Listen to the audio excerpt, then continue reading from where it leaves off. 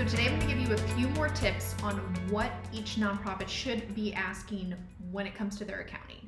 First and foremost, you should be asking yourself, is someone within my organization, whether you're a CEO that has a team, or whether you're a board or a member of a board that has a team of people working on the day-to-day operations, asking your team or asking someone within the nonprofit, do we have all the necessary paperwork that we need to create some sort of permanent file?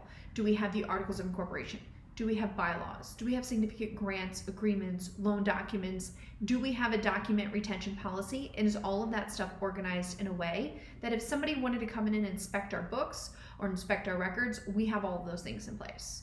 The second thing you should be asking is, the delivery of financial statements on a timely and accurate basis, right? Are the reports meaningful? Do they seem to be accurate? And are you getting them on a timely and consistent regular basis?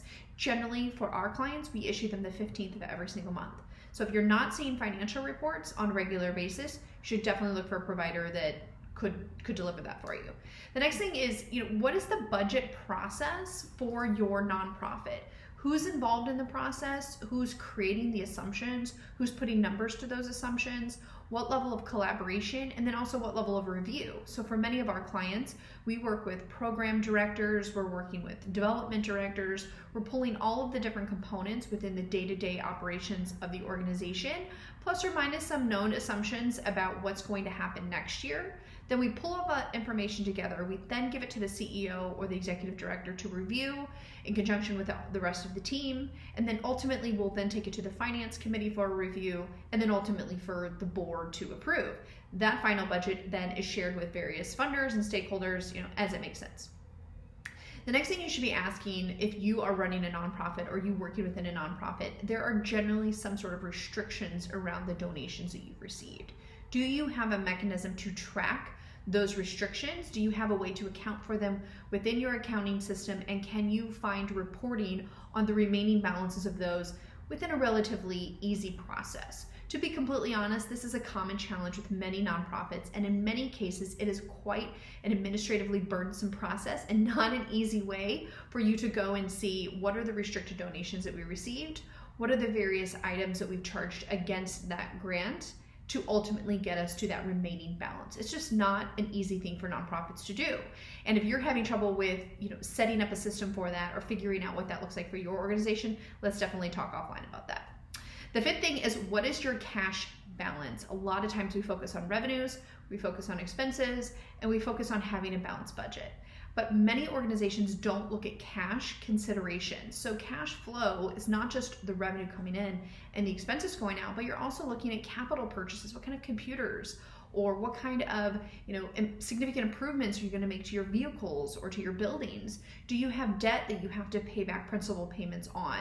Are there going to be any additional things that are going to be big capitalized items or fixed assets that you're going to be purchasing, or repayments of any expenses that maybe were incurred last year, or some of the elements of the revenue could be maybe a multi-year gift. So even though we're expecting to recognize all of the gift in 1 year, what are the frequency of those payments and how does that affect our cash flow? So take those things into consideration and figure out a means to project what your cash flows are going to be, especially if you're an organization that tends to have a very small amount of reserves and cash flow is a bit of an issue, especially on a seasonal basis.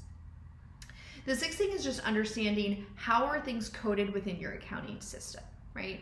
Are they coded properly? Are they coded consistently? Is there a method to the madness and a rhyme or reason? And the best way to do that is kind of looking at your budget to actual reports and saying, are the ways that I budgeted and the categories that I chose within that budget, does that align with what I'm seeing on my actual financial statements? And then I also like to look at a trend analysis, so a year-to-date report divided out by each month so that I can see from left to right of the report, are there any variances or inconsistencies in what I would expect to be happening compared to what is actually showing up on the reports? And the last thing is really, does your board understand what their responsibilities are with fiduciary responsibilities? Do they understand what that means, and do they practice that oversight?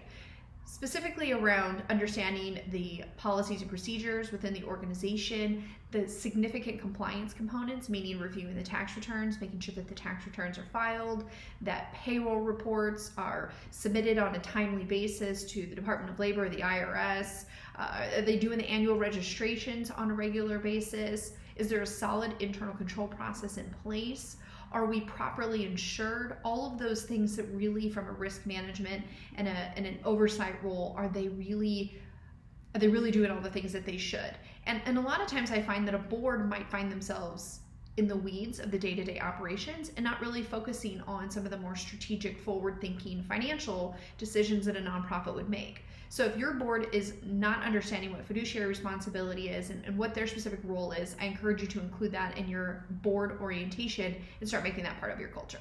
So this is the top 7 things that I always tell a nonprofit they should know about their accounting and their financial systems. And if you don't, certainly reach out, drop an email to me, subscribe to future videos, and let's see if we can help you, resolve any of those issues.